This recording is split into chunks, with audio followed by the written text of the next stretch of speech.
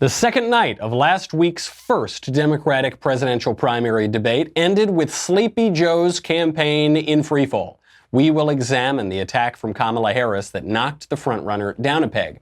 Then, conservative journalist Andy Ngo was brutally beaten by Antifa in Portland. We will analyze how it happened, why it happened, how we got here. Then, more pride pandering from Democrats, all that and more. I'm Michael Knowles, and this is The Michael Knowles Show.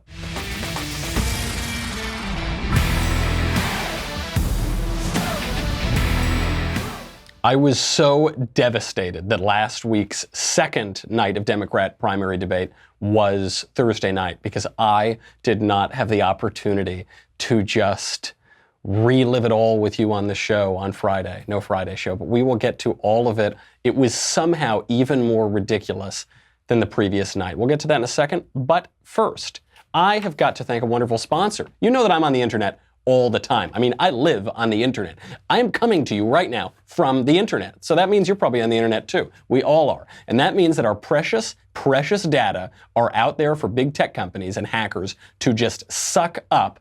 This is why I recommend getting the software that I trust to protect my online activity, ExpressVPN. Their apps are powerful. Their apps use powerful encryption to secure your data. ExpressVPN runs in the background of your computer or phone. You won't even know that it's on. Then you just use the internet exactly as you normally would. You download the app, click to connect, and voila, there you are, you're protected. I never go online without ExpressVPN, and you shouldn't either, because I know what you think. You think, oh, they're not going to come for my data. Nobody wants my data. What do I even have on my computer? Let me tell you something. If you're watching this show, you probably look at some pretty weird stuff on the internet. You probably have a lot of data on there you don't want to get out. ExpressVPN costs less than $7 per month, comes with a 30-day money-back guarantee. There is no reason not to get this. I know, listen, don't be a cheapskate. Don't think you don't need it. You need it. ExpressVPN uses cutting-edge technology. It's called Trusted Server to make sure that there are no logs of what you do online. Go ahead, do whatever you want to do on the internet. Whether that means looking at weird websites or looking at the Daily Wire, you know what I mean. Stop the hackers today. Big tech companies, stop Big Brother from grabbing all your data. Take back your online privacy with ExpressVPN. Protect your online activity today. Find out how you can get 3 months free at expressvpn.com/Michael. That is expressvpn.com/Michael, M-I-C-H-A-E-L, for 3 months free with a 1-year package. expressvpn.com/Michael to learn more. So I'm watching this Democrat primary debate. I was playing the drinking game last Thursday, the Democrat debate drinking game, where I pour a lot of booze into my cup, and then whenever they start talking, I drink. And it was just a pretty fun drinking game. I highly recommend it. I had deja vu all over again when that debate started, because the second night of debate began in exactly the same way as the first night of debate, with Pete Buttigieg this time, instead of Beto O'Rourke, randomly speaking Spanish. Say hello and good evening, buenas noches to Mayor Buttigieg. Buenas noches, gracias de invitarnos. Gusto en verlo, caballero. Why do you have to do that? This is America, we don't speak Spanish here. Now, in Buttigieg's defense, he was at least asked the question in Spanish. The night before, when Beto started randomly butchering the Spanish language, he just did it. He just voluntarily did it. In this case, the moderator, Jose Diaz-Balart, asked him, he said, "Buenos noches, Mayor Pito," or whatever, you know. And so Buttigieg responded that way. This is very offensive. Jose Diaz-Balart should not be asking questions in Spanish. If you want to ask questions in Spanish of presidential candidates, then you should moderate debates in Spanish-speaking countries. Anywhere in Latin America, South America, I guess not Brazil. You could go to Spain and moderate a debate, but not in America. We speak English here. Now, Buttigieg doesn't totally get off the hook here. If I were in this debate, I guess I was in this debate because Eric Swalwell was there, and I am Eric Swalwell, but if I had been standing there in my own body, and I was asked a question in Spanish by Jose Diaz-Balart, I would answer in English, then I would say, also, Jose, I'd just like to ask that you ask questions in English here, because we're in America and I'm running to be president of the United States, not president of Mexico, or of Guatemala, or of El Salvador. Now, obviously, the Democrats can't do this because the Democrats, basically the only tool they have left is racial pandering to allegedly aggrieved victim groups. But the pandering got a whole lot crazier than just Buttigieg speaking in Spanish. The moderator asked a question of the entire panel. She said, how many of you in your healthcare plans would provide free health insurance for illegal aliens? Guess how many candidates raised their hand? Raise your hand if your government plan would provide coverage for undocumented immigrants. Okay. Spoiler alert, it's all of them.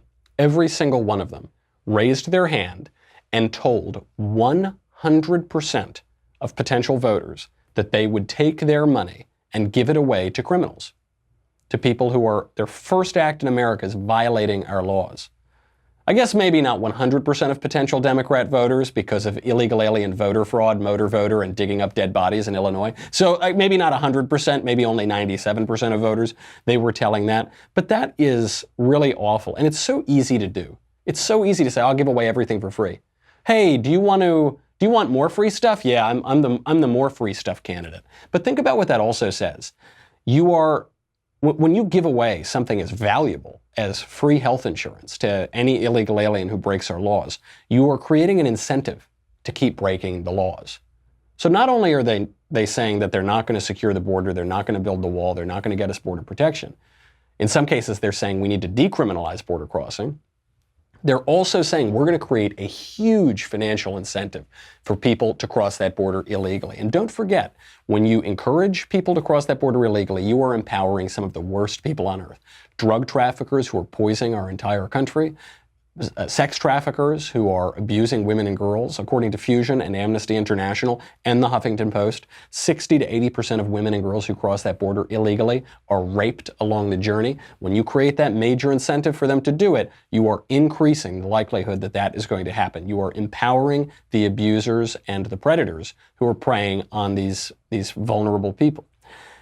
This trend of free stuff for everybody, not just citizens, everybody in the whole world, this trend of free stuff continued throughout the whole debate. It was mostly a pretty boring debate. It's what you would expect until Kamala Harris came out and decided that she was just going to shank Joe Biden live on stage and watch him and his political career bleed out on national television. So out of the blue, Kamala Harris opens up a line on Joe Biden and she says, listen, Joe, I don't think you're a racist, but, and as you know, when you say but, you negate everything that you said before that, especially in politics. So she opens up this line of attack and basically accuses Joe Biden of racism for working with segregationist senators 30 or 40 years ago, more than that at this point, in the U.S. Senate, for having a working relationship with segregationists in the Democrat Party. So it's not like these were Republicans, they were Democrats, and saying that because Joe Biden didn't support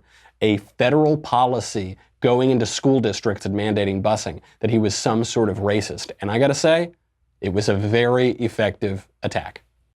In this campaign, we've also heard, and I'm going to now direct this at Vice President Biden, I do not believe you are a racist. And I agree with you when you commit yourself to the importance of finding common ground. But I also believe, and it's personal, and I was actually it was hurtful to hear you talk about the reputations of two United States senators who built their reputations and career on the segregation of race in this country. And it was not only that, but you also worked with them to oppose busing. And, you know, there was a little girl in California who was part of the second class to integrate her public schools. And she was bused to school every day. And that little girl was me. Okay, pretty powerful stuff, pretty brutal attack on Joe Biden. The trouble with it is that it's mostly not true.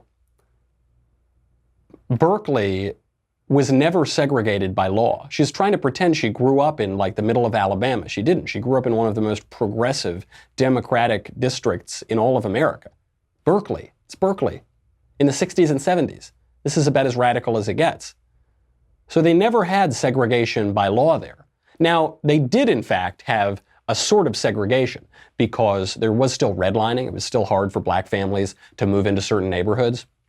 You had basically unspoken of codes that black people either couldn't move in or it would be very difficult. So it is the case that the elementary school she went to didn't have a ton of black people for much of the 1960s.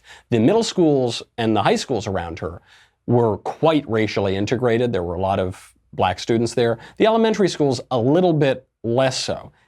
However, that ended before Kamala Harris got there.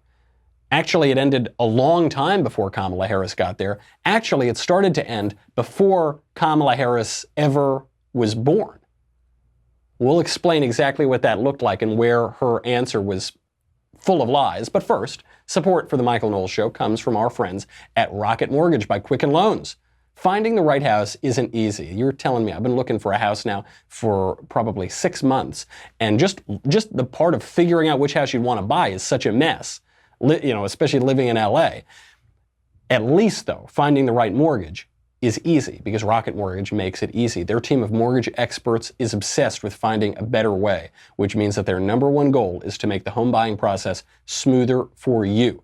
They have industry-leading online lending technology developed in the heart of Detroit. Rocket Mortgage is changing the game. It's there with award-winning client service and support every step of the way. Quicken Loans has helped millions of Americans achieve their dream of home ownership. And when you're ready to purchase the home of your dreams, they can help you too. I love these guys. I think they're great. When I do finally make the move, pull the trigger, get a house or a condo, there's no question who I'm going to use. Quicken Loans just makes it so easy.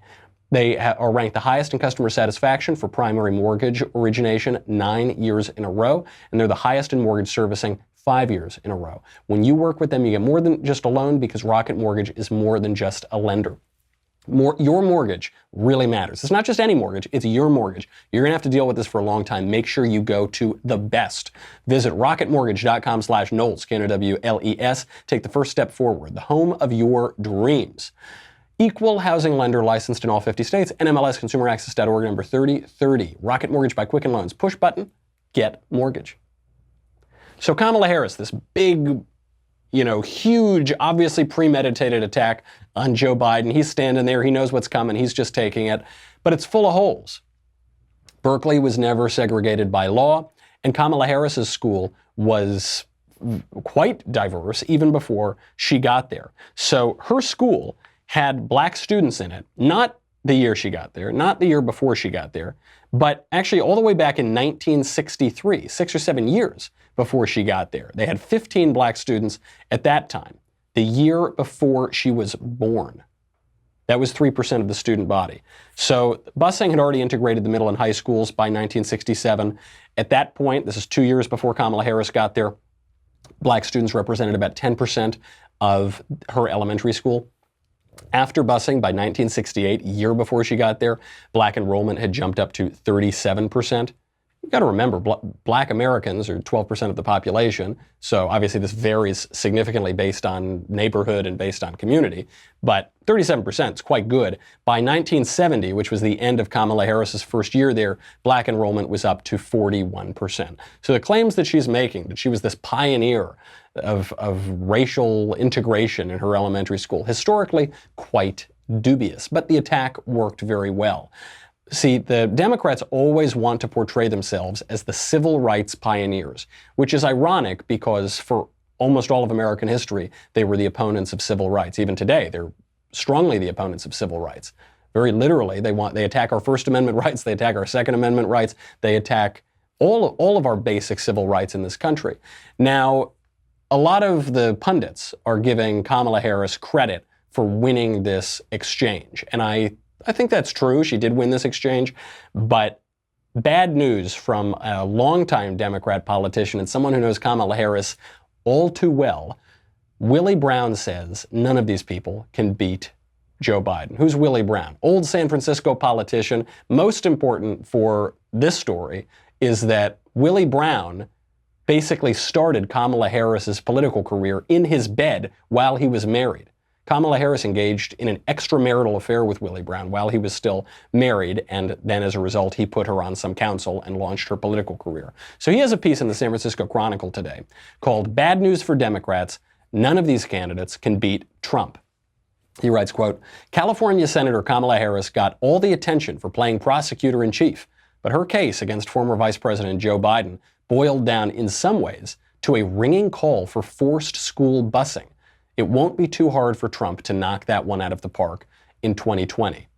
And that's right. The busing issue is not popular. It wasn't even popular in the 1970s, really, among really any group of people.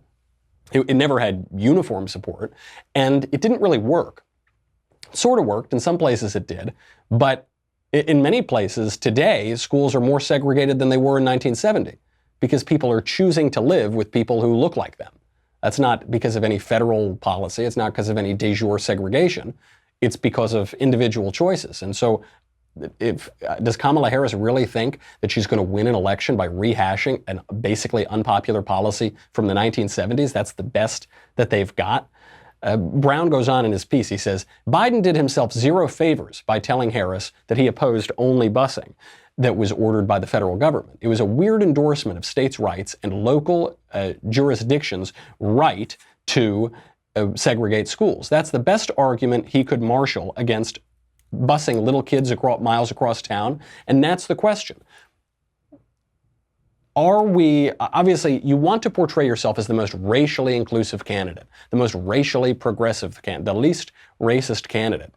But what is the issue they're actually talking about? Forced federal busing in school districts? So Joe Biden, obviously, he gets hit. Harris lands the punch. Biden tries to respond. He starts to do a pretty good job of responding. Harris smacks him down again. Do you agree today that you were wrong to oppose busing in America then? No. Do you agree? I did not oppose busing in America. What I opposed is busing ordered by the Department of Education. That's what I opposed. Well, there was a failure of states to integrate public schools in America. I was part of the second class to integrate Berkeley, California public schools almost 2 decades after Brown v. Board of Education. Because your city council made that decision. It was a local decision. So that's where the federal government must step in. That's why we have the Voting Rights Act and the Civil Rights Act. That's why we need to pass the Equality Act. That's why we need to pass the ERA, because there are moments in history where states fail to preserve the civil rights of all people. I have supported the ERA from the very beginning. Okay, it's a good hit, and then she talks about all these awful policies like the ERA, which would abolish different sex bathrooms, basically. It would abolish different sex sports, different sex education. That's called the so-called Equal Rights Amendment. It was shot down in this, also a failed policy of the 1970s. But that's all Democrats can do, is just rehash what they view as the glory days of activism, even though those alleged glory days have a lot of very bad ideas that go along with them. You can see at the very end there, Biden starts to get his groove back. He starts to hit his progressive stride again. He goes, I've always supported the ERA. I've always supported this and that. And so he's doing pretty well. And then, incredibly, he just collapses. 30 seconds, because I want to bring other people into this. I supported the ERA from the very beginning. I'm the guy that extended the Voting Rights Act for 25 years. We got to the place where we got 98 out of 98 votes in the United States Senate doing it. I've also argued very strongly that we, in fact, deal with the notion of denying people access to the ballot box. I agree that everybody, once they, in fact, they should. Anyway, my time's up. I'm sorry. Oh, my gosh. What are you thinking? My time's up, period. Quote, Joe Biden. That's going to be the motto of the campaign. Biden 2020. My time's up. Yeah, your time is up, Joe. You're sure. He had been doing pretty well, but he collapsed because he didn't know how to end it. He didn't know how to stick the landing. That moment made me realize why Trump gave him the nickname Sleepy Joe. Initially, I sort of suspected it was something like this. When he gave him the nickname Sleepy Joe, I thought, why did he pick Sleepy? Joe Biden's kind of creepy. I guess it rhymes with creepy. Maybe that's good. Joe Biden's disingenuous. He's a liar. He's a hack. Why not Lion Joe? Why not Plagiarizing Joe? Why not Creepy Joe? But Sleepy is the attack because he's really old. Look, Trump is no spring chicken, but Trump has so much energy. Didn't he describe himself as youthful and vibrant? That does describe Trump.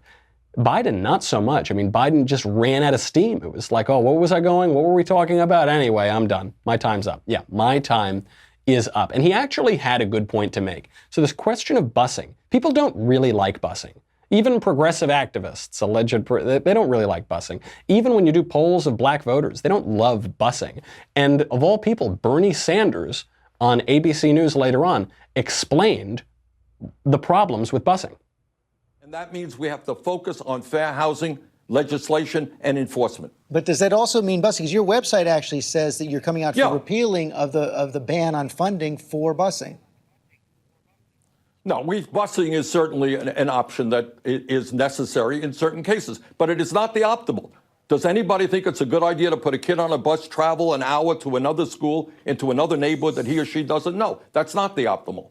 What is the optimal is to have great community schools which are integrated. That's what I think most people want to see. That's what I want to see. Of course. I mean, that makes perfect sense. The issue, the reason that they had busing in the first place is because of redlining. It's because certain neighborhoods black people weren't allowed to move into. Fortunately, now a lot of that de facto segregation is gone. That's over. So the question then becomes, why are schools still segregated in many ways? And a lot of that is just by choice. It's by individual choice. Certain people choose to live in certain neighborhoods. Though they could now that we're no longer in the 60s, 70s, or even 80s, though they could live in other neighborhoods, they just choose not to. So now is the federal government supposed to go in and say, no, you're not allowed to live in the neighborhood you want to live in. You have to move to a different neighborhood because Kamala Harris says so or something. Does anybody really want that? That's not optimal. And do you really want to put a little 5-year-old kid on a bus, as Bernie says, go an hour to some town that he doesn't know and go to school with people that he doesn't really interact with much? And is that ideal? No, of course not. I mean, Bernie, to his credit, he says, guys, are we really going back to this? This is what we're going to do? But it's because the Democratic Party has now run to the left of Bernie Sanders. Biden couldn't make that argument. He just fell apart because he's not smart. I've been saying this time and again since Biden is the leader of the pack. I say at a certain point, we're going to remember that Joe Biden's a total doofus. He's been a doofus for his entire political career. There's a reason he ran in 1988 for president and collapsed. And then he ran in 2008 for president and collapsed. And he didn't get anywhere. And he's a joke. And he hasn't really accomplished anything even over his 750 years in the U.S. Senate.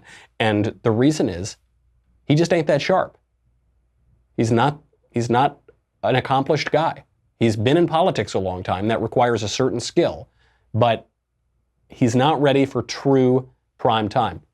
And I'm sorry to say the Kamala-Biden exchange was basically the intellectual highlight of that entire night. The rest just descended into outright idiocy. And for outright idiocy, I turn, of course, to my favorite presidential candidate this year, myself, Eric Swalwell. Keep your pistols, keep your rifles, keep your shotguns, but we can take the most dangerous weapons from the most dangerous people. So he contradicted himself, obviously. I don't know if you could hear that. He says, you can keep your shotguns, you can keep your rifles, keep your pistols, but we're going to take the most dangerous guns away. So then I said, okay, let me just Google, and pistols are the most dangerous guns. It's not hard to find this statistic out. Which is the most dangerous gun? You go to the FBI statistics, you find out pistols are more dangerous than any other weapon by a factor of about 3.6. Almost by a factor of 4. Pistols are the most dangerous gun. But Eric Swalwell doesn't know that because Eric Swalwell doesn't know anything. He's the glibest candidate in the entire race. He's just running on totally empty slogans. You know, he ended up endorsing this Russian collusion conspiracy again. No one talked about Mueller directly, but a few candidates alluded to Russia. So he was asked, what's the first thing that President Swalwell, I don't know how the moderator even got that phrase out without bursting into laughter. What is the first thing that President Swalwell would do in the realm of foreign policy? And he answered with the glibness and the self-satisfaction of a 16-year-old running for high school class president. My first act in foreign policy, we're breaking up with Russia and making up with NATO. Thank you all. The smile, if you could just see the smile on his face there. He just got that. We're breaking up with Russia, making up with NATO. Yeah, that was a good one, Eric. Good job. Oh man, Eric, you're so cool. People love you, Eric. So that was Eric Swalwell. Unfortunately, I'm sorry to say, because he is me, that I'm probably not going to win the Democratic nomination this year. Neither is Eric Swalwell. But the greatest candidate of the night was not Kamala, was not Biden, was not Bernie, was not Swalwell. The greatest candidate of the night was New Age author and activist Marianne Williamson, who somehow managed to get on that debate stage. And she gave a direct threat and message to President Trump. I'm sorry we haven't talked more tonight about how we're going to beat Donald Trump. I have an idea about Donald Trump. Donald Trump is not going to be beaten just by insider politics talk. He's not going to be beaten just by somebody who has plans. He's going to be beaten by somebody who has an idea what this man has done. This man has reached into the psyche of the American people, and he has harnessed fear for political purposes. So, Mr. President, if you're listening, I want you to hear me, please. You have harnessed fear for political purposes, and only love can cast that out. So sir, I have a feeling you know what you're doing. I'm going to harness love for political purposes. I will meet you on that field, and sir, love will win. I love her. She may not have won the debate, but she won our hearts. She's this new age hippie type. She says things like, reach into the psyche of the American people for fear and love. What does that mean? I don't know what that means, but she's totally committed to it. I love her. I think she's great. Some conservatives have started donating to her campaign so that she gets better placement in the debates. I think that's very funny. Though I will say, my heart is with the OG Marianne Williamson, the man who has been running like this for 20 years, and he's running this time, but he didn't get enough donors or polling or something to get into the debate this time around. We're hoping he gets into the debate next time. I speak, of course, of 89-year-old former Alaskan Senator Mike Gravel, left of Vladimir Lenin, famously produced a 2-minute-long commercial in 2008 of him just staring into a camera and then dropping a rock into a pond. I don't know if you ever saw this. Take a look.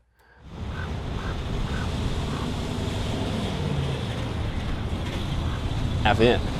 He just stares kind of cock-headed into the camera.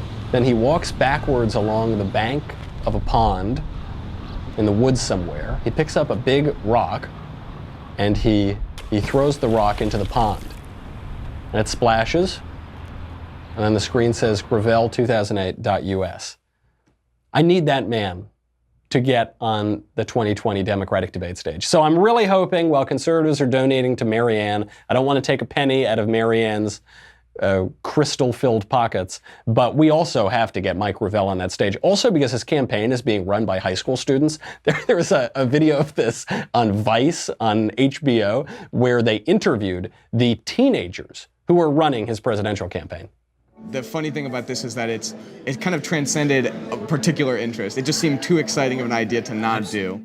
None of the people at this table want Mike Gravel to be president, including Mike Gravel. Yeah, I don't want to be president. Yeah. I'm too old. Yeah.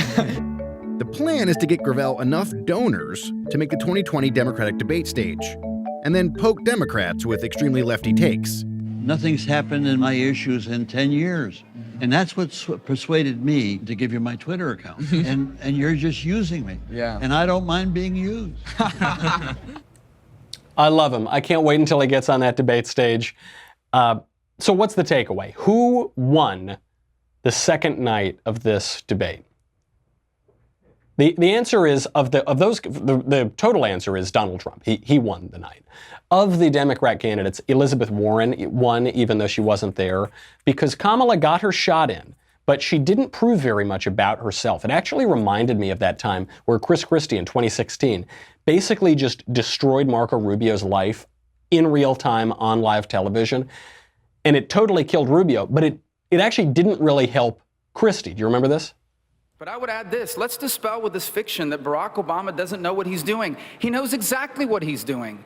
He is trying to change this country. He wants America to become more like the rest of the world. We don't want to be like the rest of the world. We want to be the United States of America. And when I'm elected president, this will become, once again, the single greatest nation in the history of the world, not the disaster Barack Obama has imposed upon us. You see, everybody, I want the people at home to think about this.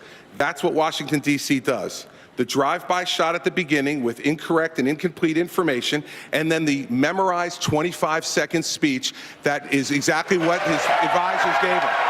Chris, your state got hit by a massive snowstorm 2 weeks ago. You didn't even want to go back. They had to shame you into going back. No. And then you stayed there for 36 hours, and then he left and came back to campaign. See, those are the facts. Here's the bottom line. This notion that Barack Obama doesn't know what he's doing is just not true. There it is. He knows exactly what he's doing. The memorized 25-second speech. Well, that's the reason why this campaign. Oh, it was just so awful. It was when Marco Bot just kept going, we must dispel with this notion that we must dispel that Obama, and Christie just shanked him. I mean, like the prosecutor that he is. So it was brutal for Marco. It didn't do anything for Chris Christie. We're not currently living in the Christie administration. He got out basically right after that. So the Kamala thing did seriously hit Biden. I think, depending on which poll you look at, it knocked him down 5 to 10 points in the polls. But did it really help her? It gave her a little bit of a bump. But what is her path? Is she really going to be the candidate moving forward? Also, where is Bernie Sanders? You know, he didn't have a breakout moment in this debate at all. Buttigieg was pretty impressive, but again, he didn't really make the case that he's ready. He made the case that he's actually got a lot of problems with his leadership back in South Bend. I got to agree with Willie Brown on this. I think that right now, none of these candidates, none of them beat Donald Trump. So what the left is going to do, because none of those candidates can beat Donald Trump, is that they are going to literally and physically beat conservatives. Antifa, the left-wing terrorist group, came out. They brutally beat many people over the weekend at a Patriot Prayer rally, including journalist Andy Ngo. They actually gave him a brain hemorrhage. And people in the media, people in corporations, people in politics are defending Antifa, making excuses for it. We'll get to that in a second, but first, I've got to say goodbye to Facebook and YouTube. Go to dailywire.com. $10 a month, $100 for an annual membership. You get me, you get the Andrew Klavan Show, you get the Ben Shapiro Show, you get the Matt Walsh Show. You get to ask questions in the mailbag coming up on Thursday. You get to ask questions backstage. You get Another Kingdom. You get the Leftist Tears Tumblr. Going to be very, very important when we sue these guys into the ground and the left-wing terror group Antifa for their terrorist activities. We'll get to it in a second. Go to Daily Wire. We'll be right back.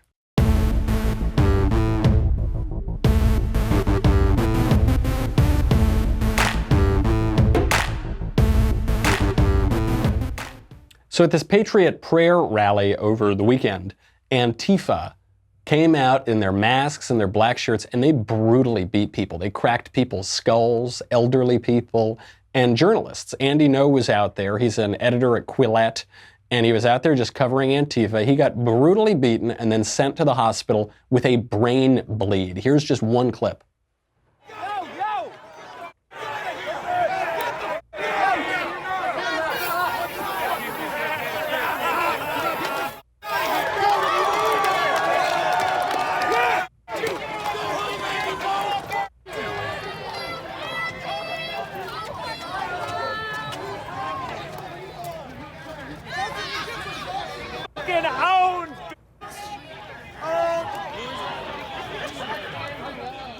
So you see him just getting absolutely clobbered, being hit with all sorts of substances, being punched in the head. This is in downtown Portland. The question, obviously, is where are the police? There are reports that the police were told to stand down, not get involved. Where are the police? There are roving gangs of violent political terrorists on the street, and the police do nothing. This has been going on in Portland for months. Where's the mayor? Nowhere. He's totally surrendered his town to terrorists. And Antifa is a domestic terrorist group. They meet the definition. They use violence against civilians to achieve political ends. That's the most basic definition of terrorism that there is. And they say that they're anti-fascist. They meet almost every single definition of fascism. It's very hard to get a definition of fascism. Everybody uses it. It's been totally overly defined. Mussolini did give a definition of it in 1932. He described it as violent. He described it as anti-democratic. He described it as authoritarian, as desirous of absolute state power. That describes these guys to a T. They even dress like fascists. The fascists in Italy are called the camicie nere, the black shirts. The Antifa uniform is to wear a black shirt. It's to wear all black, and they're wearing that. So you've got these Antifa fascists, and then you've got people making excuses for it. I mean, what happened to Andy over the weekend was attempted murder. You've seen in the past few weeks, there's a new tactic to physically assault conservatives, which is to throw milkshakes at them. It's called milkshaking. It's really funny. Burger King sent out a tweet in the UK. They said, we're selling milkshakes if you guys want to buy them, implying that they can throw them at politicians. Carlos Maza, that little punk who tried to get Crowder and all conservatives kicked off of YouTube, he said, milkshake them all. Saying throw milkshakes at conservatives. A lot of people saying that. Over the weekend, the Antifa guys in Portland put quick-drying cement in the milkshake cups So as they throw them, they're throwing basically bricks at people's heads. That's how they were cracking so many skulls. That is attempted murder. And people make excuses for them. Even after this happened, there was a checkmark, a blue checkmark leftist on Twitter named Sarah Gailey, who tweeted out, quote, "If we can't throw milkshakes, I guess we'll have to go back to throwing bricks." Of course, no consequences for her whatsoever.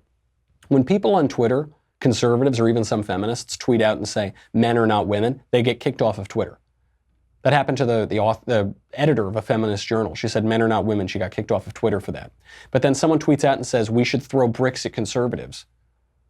And no issue at all. A bunch of journalists, self-proclaimed journalists, fake journalists, basically blamed Andy Ngo for the attack. They said he was asking for it.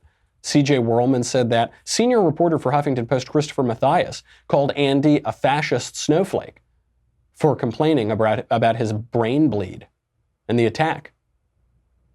All of these people. You know, the New York Times ran a piece from Kate Cronin Foreman, who's an assistant professor of human rights, which is completely fake. What is a professor of human rights? That's not a real discipline. She wrote this piece in the New York Times and said that we need to dox Border Patrol agents at the border. We need to give out their personal information, their names, their addresses, where their families live. The implication being that they'll stop doing their jobs because they fear for the physical safety of their family. The left has become violent and authoritarian. And what bothers me, I'm not even that bothered by the attack. I feel bad for Andy. Andy's a very nice guy. These attacks happen. Attacks do happen. It's sad. It's awful. I wish the police had done something. I wish that the mayor had done something. But that always happens. What's so perverse about this is it's being defended by journalists, by the media, by corporations, by politicians. It's even being defended by some people on the right. You know, months and months ago, after Charlottesville, when President Trump's comments were completely twisted and made to mean something that he explicitly said they don't mean, conservatives pointed out that there were Antifa people in Charlottesville as well, and that they're a domestic terrorist group and they're really awful. And Mitt Romney came out and tweeted, and he said, you know, there's no moral equivalence. He said, quote, "No, not the same. One side is racist, bigoted Nazi. The other opposes racism and bigotry. Morally different universes." He's excusing Antifa. Mitt Romney. Incredibly, we nominated this guy for president in 2012. This guy who sides with Antifa. And how, he obviously got it wrong here. He thinks that those guys aren't bigoted. He thinks those guys don't behave like Nazis. Those guys are as bad as anybody in America. I mean, they are actual domestic terrorists. They are actually cracking people's skulls open. Why does Romney do this stuff? Why do other so-called conservatives or right-wingers do this? Why would they side with Antifa? It's because those types of conservatives, the ones who say I'm a conservative but not that kind of conservative, they actually think that their side is bigoted. They actually think that their side is sort of the bad guys. And so they don't ever give their side the benefit of the doubt. They say, oh, the left, they're really the good guys. I mean, I want lower taxes, so I'll side with the conservatives. But there are a lot of wacko birds, like John McCain called them. Crazies, awful people, bigots, all of that. But every side has their bigots. Antifa is possibly the worst organization in this entire country. And you've got the entire techno, media, political apparatus defending them. They're still on Twitter. The people who are defending them are still on Twitter. You know, when I was attacked at the University of Missouri, Kansas City, by what was luckily a non-toxic series of fluids, I don't want to even get into what those fluids were. Luckily, it was non-toxic. What happened? Did the local politician, the local chancellor of the university, did he apologize? No, he smeared me as a bigot. What about the local paper? Did the journalists come out and say, we really shouldn't be doing this, guys. We shouldn't have political violence on campus? No, they made fun of me. They did the same thing that they did to Andy, who obviously had a much, much worse attack. So there was a great tweet that came out from Andy's lawyer, Harmeet K. Dillon. Tweet said, quote, "Good night, everyone, except Antifa criminals who I plan to sue into oblivion and then salt sow salt into their yoga studios and avocado toast stands until nothing grows there, not even the glimmer of a violent criminal conspiracy aided by the effete impotence of a cowed city government. And this is right. You've got to sue these guys into the ground. You've got to throw them in jail for as long as possible. And the ones who attempted murder should hang by a rope after they are convicted of their crimes by the civil authority. But we've got to, thugs are going to be thugs. We've got to take this fight to the politicians, to the media, and to the big tech companies who are encouraging it. And we need to also sue them into oblivion for their bias on their platforms, for not enforcing their laws uniformly, and for encouraging and defending threats of violence against conservatives. Because what they do when they have their paramilitary wing, the Antifa, go out and crack some conservative skulls, is they say, oh, that's bad. Oh, we sure shouldn't have that. Bad Antifa. They give them a little slap on the wrist. And then Antifa still gets to run Portland. And what it says is it sends a message to all of us. Maybe you better shut your mouth, or maybe you'll be next. Oh, hey, Michael, you just got sprayed with some weird, smelly liquid when you were at the University of Missouri. Okay, maybe it'll be worse next time. Maybe you'll get your skull cracked open. Maybe you should think twice before you go on a campus tour. Maybe conservatives should think twice before they hold a rally for patriotism and prayer in Portland. Really, really scary stuff. Obviously, we'll keep you updated on how Andy is doing. A really brutal attack for him, and there has been no answer from corporate America, from the media, or from politicians. Completely separate story. On the other side of the world, President Trump was on the Korean Peninsula, and he was visiting South Korea, and he just sent out a tweet, and the tweet basically said, hey, I'm in South Korea. If Kim Jong-un wants to meet, I'll meet with him. And Kim Jong-un accepts the invitation, and President Trump becomes the first U.S. president in history to cross the DMZ and go into North Korea. It was an amazing moment. Here's President Trump meeting with Kim Jong-un talking about it. I think the relationship that we've developed has meant so much to so many people. And it's just an honor to be with you, and it was an honor that you asked me to step over that line, and I was proud to step over the line. Okay, so there are other moments. You can see the moments where he crosses over the line. You can see the moments where the new White House press secretary is just pushing these North Korean thugs out of the way because they wouldn't let American media in. She was fearless. She was great. And President Trump's impromptu meeting is being criticized by all the usual suspects. The pearl clutchers on the right and the left who will criticize him for anything. And they say that the big risk is that he's legitimizing Kim Jong-un. He should never meet with the Kims because that will legitimize them. What does that mean? The Kims have been in power in North Korea since 1948. Our policy hasn't worked. It obviously hasn't worked. You've gone through 3 generations of Kims, and they keep developing their weapons. They stay in power. Nothing matters. At least President Trump is trying something new. Works for me. You know, the other thing about this, and no one gives him credit for it, is he is the most anti-war president in my lifetime. This guy, he called off an attack on Iran because 150 people would have been killed by it. This guy is meeting with Kim Jong-un. It actually shows a great humility. He's saying, I'm not concerned about my own pride, or I'm not concerned about the image and the optics. I will do anything, including more or less humiliating myself by meeting with this tin pot dictator, if it means that there's even a possibility of peace. You know, he said this is a historic moment, and it will be more historic if something actually comes of it. I don't think he's optimistic. I don't think he has unrealistic expectations, but he's doing something. Nothing that we were doing before got the Kims out of power. Nothing we were doing before got North Korea to denuclearize. So Trump tries something new. He's so far given nothing away other than photos. I'm for it. You know, this isn't like Obama with Iran, where Obama gives Iran the path to a nuclear weapon, literally sends them pallets of cash on airplanes. It isn't like that. What have we given North Korea? We've given them photo ops. If we can get any progress on the North Korean situation in exchange for a few photos with Donald Trump, totally worth it. Absolutely worth the risk. Before we go, I've got a little poll that I'm taking. This brings us back to New York. Obviously, Pride Month is over. I think it's going to be Pride Year next year, though, so don't worry. That pretty soon you'll never have to end Pride. We can celebrate Pride 365 days a year. But in New York over the weekend at the Gay Pride Parade, Chuck Schumer, who voted for the Defense of Marriage Act, Chuck Schumer, who was against gay marriage until 5 seconds ago, Chuck Schumer decided to get a bullhorn, as always, and pander, pander, pander. Here is his big statement on gay rights.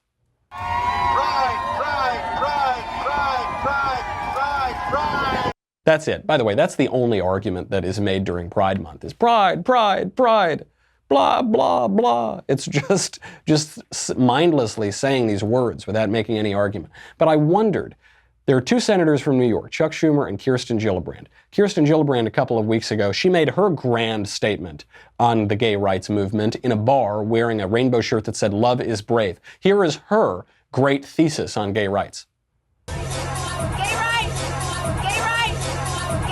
Okay, so we've got the two statements here. We've got pride, pride, pride from Chuck Schumer, and then we've got Kirsten Gillibrand staring off a camera, kind of bouncing around and saying gay rights. So I want you to go to my Twitter page, and I just need you to vote right now on which Democrat New York senator has the most ridiculous pride pandering. We need to find out. This will be a very highly scientific poll. That's all we've got today. In the meantime, I'm Michael Knowles. This is The Michael Knowles Show. I'll see you tomorrow.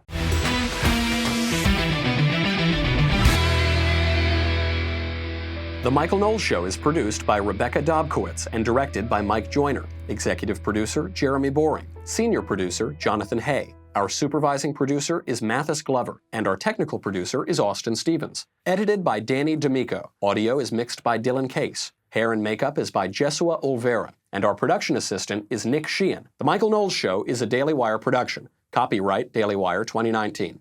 Hey guys, over on the Matt Walsh Show today, we're going to talk about this domestic terror group Antifa and the violent riot they staged over the weekend. They've done many of these things, many of these violent riots. This maybe was the worst one yet. People were pepper sprayed, bludgeoned with crowbars. A conservative journalist was put in the hospital with a bleeding brain.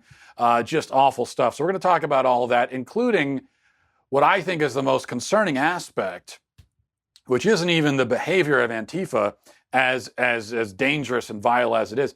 It's the reaction on the left, or lack thereof. So we're going to get into that today as well over on the Matt Walsh Show.